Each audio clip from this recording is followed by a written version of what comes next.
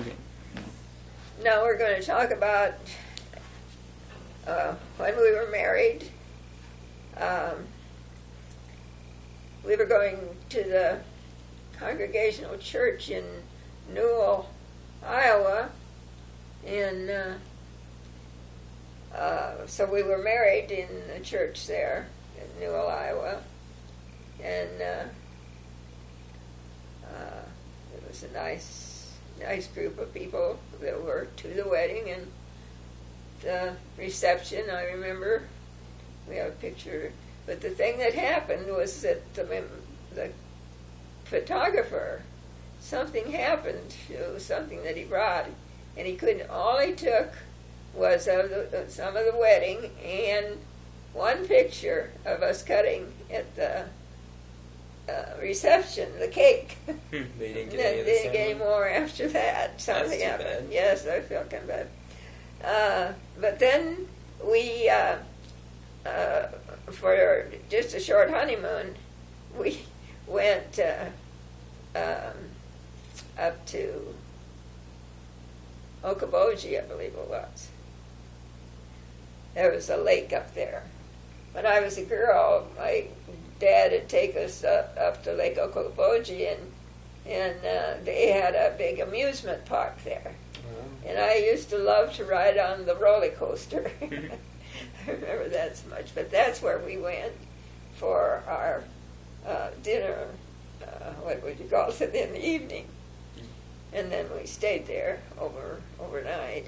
But we couldn't be gone very long because he had to be back for was it school or his work at that time. I was trying to think. Can't remember for sure. But anyway, that's how that worked. And then we went back to Des Moines and lived lived with his folks a short time because we couldn't find an apartment. Oh. That was it. And then we found this apartment, and I told about that.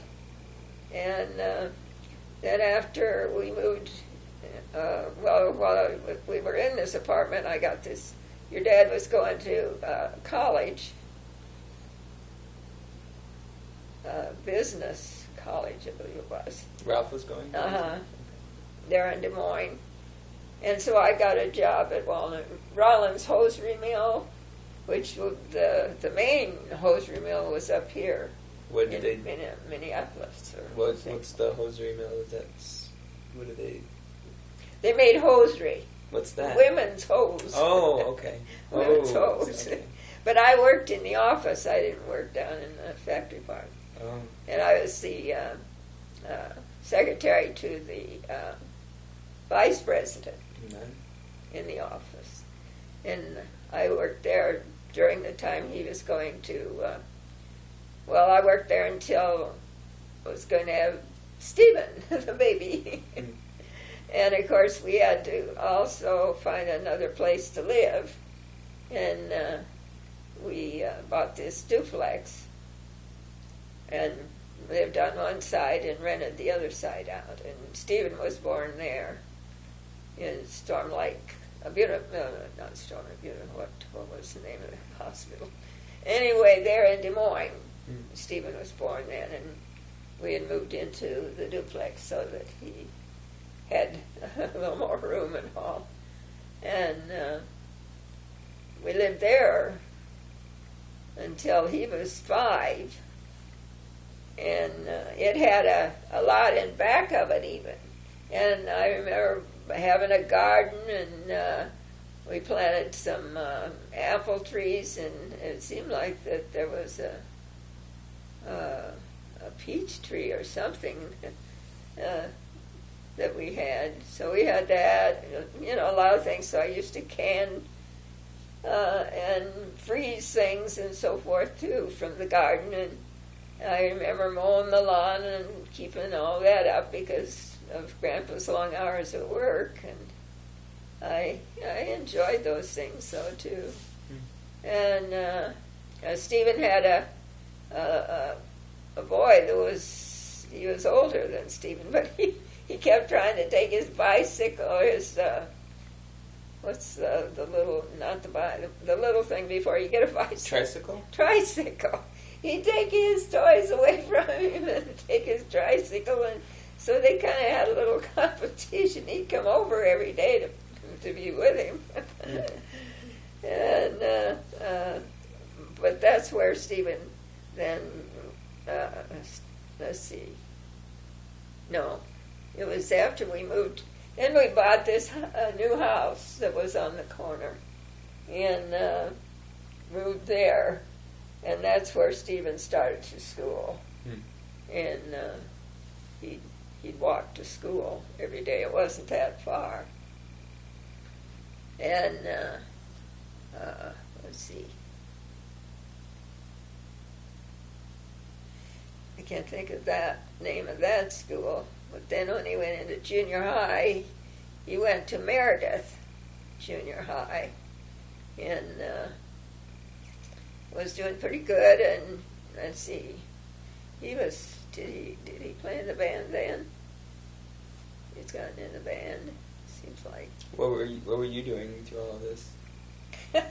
I was at home doing, as I say, the inside and the outside, and we had renters, and they'd move out, and we'd have usually renters don't leave things in such a good shape, and your daddy, he'd come home from work, we'd work after dark, and fixing up and painting. Ralph would? Yeah, we were always, before we moved in with Ralph's folks, right after we were married, we lived down on a lake where Ralph's folks and Ralph too, they used to go down there to this lake, and on weekends or something.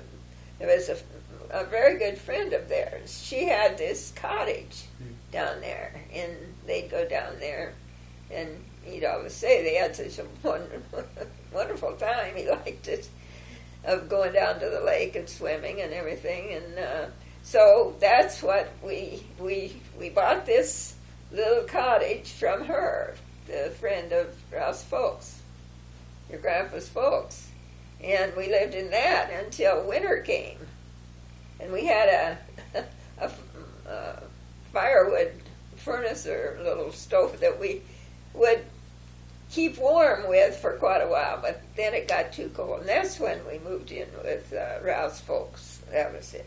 I left that out. But where were we? Stephen was in high school. Yeah, he was in junior high, but where was Ralph?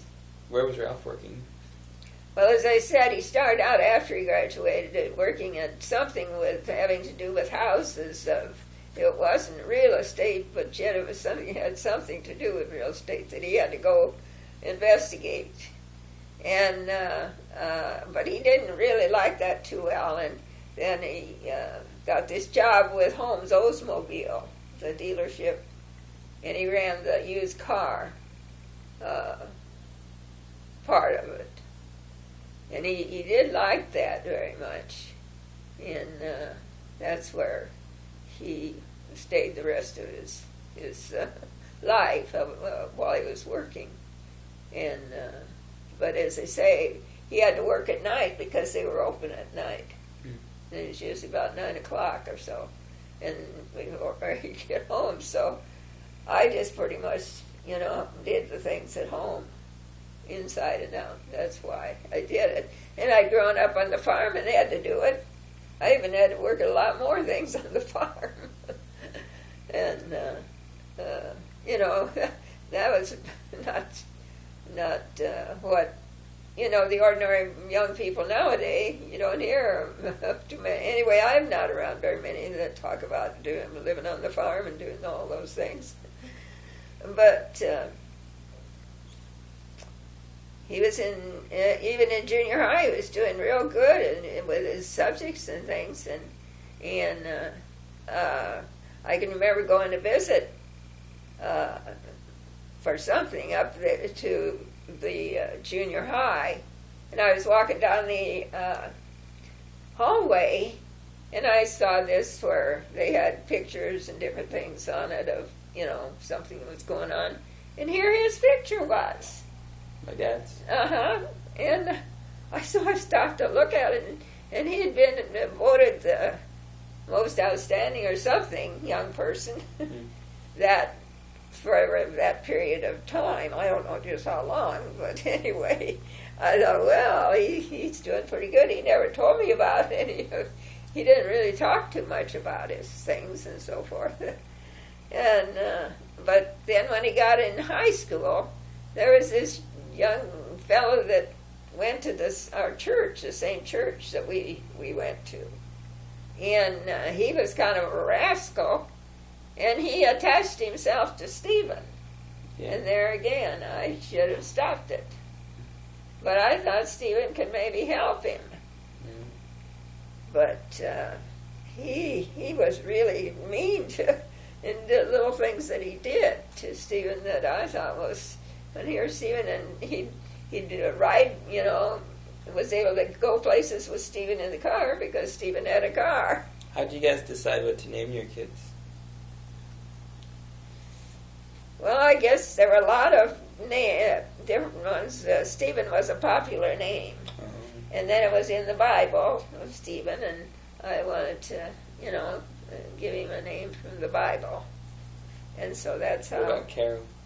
Well, she was such a sweetie. And the girl, we were just so thrilled. And I don't know why we just thought Carol was a uplifting something, because we wanted a little girl, and it was so hard for me to have children. And so... Why was it hard for you to have children? Because I'm small around the waist. Okay. Oh, I suffered for so long. I was hoping Stephen would be born the year before, because, see, it was at the end of the year. And I was in labor so long that it went over into the first of the year. So that's how his birthday happened to be on January 1st. And then the doctor for Carol, he realized, my problem and things, and I had a C-section. Mm-hmm. Okay. And so that took care of that. But anyway, he kind of, did a few things that with the wrong ones. Well, it was just the coke. What was it called? What's that first thing that they started using at that time? Marijuana. And there's some other kids that, they just said, and I told him, I don't want you to be using it. How did you find out about it? Seemed like I found some in his room or something. And when you were cleaning it? Yeah, I think so. That's why I say I should have made him clean his room. But anyway, he says, well, that doesn't hurt you anything. It just makes you feel good. And I said, well, it's against the law. You shouldn't be doing that. But he kind of, I think but yet some of the boys How old told was me, he was in high school then. Okay. He told me that when he went to, the parties, they would have parties. I remember this kid that hung on to Stephen. He took his car at one of the parties. Well, Stephen was inside. He got his keys somehow and took the car. He and another boy who went somewhere with it. And then he took his bicycle when he was in college, told it. He never did get that back. But that was just, the problem that this boy was having, and was different things. But Stephen played in the band in high school, and he really, well, even one boy, I don't know whether he said when he would go with Stephen, and his parents were very nice parents and everything, so I just thought he was a nice kid. But at the party, he would get drunk, I guess. He was drinking, they would have. And Stephen was always would drive him home and, take care of him and so forth. And so he didn't drink. But he still thought marijuana wasn't going to hurt anybody. But it took him a while to learn that. Yes, he did, and he did. And that's what amazes me when he was in college. that God really brought him to him, and he wrote it. He called it or something, and said he'd started reading the Bible, and he was so excited about that and how much it was meaning to him and everything, and he just totally turned around, so that he was following God and wanted to do God's will and things, and he quit. He was going to be a lawyer. Did you know that? Yeah, he was planning on being a lawyer. And after he got this conversion or whatever he had, he didn't want to continue on, that he wanted to go. And then we had a young pastor come to our church who talked to him too and kind of helped him along. And he advised him to go to Taylor University in Indiana. Excuse me. And that's how he started to the Bible college. And it was quite an outstanding Bible college, it's my understanding. And he in the summer he would go, he went to Ohio, what was the capital, and worked in the summer in the inner cities. And he went to Chicago too one summer. And he went to, another summer he went over to Israel. Did he ever tell you about all those things? I knew that he went. I didn't really know much about it. Yeah, he didn't really tell me a lot about it. I have that Bible there that he brought back and another thing or so. But when he was in high school, or no, when he was at Taylor University, I opened our newspaper one day, and here was this article about him being one of the outstanding students at Taylor University, and he never told me about it or anything. He just was very quiet about his accomplishments or anything, so I never knew. Do you think that he got that from Ralph? Could have. Yeah, he could have. His mother was like that, too. Ralph's mother? Quiet.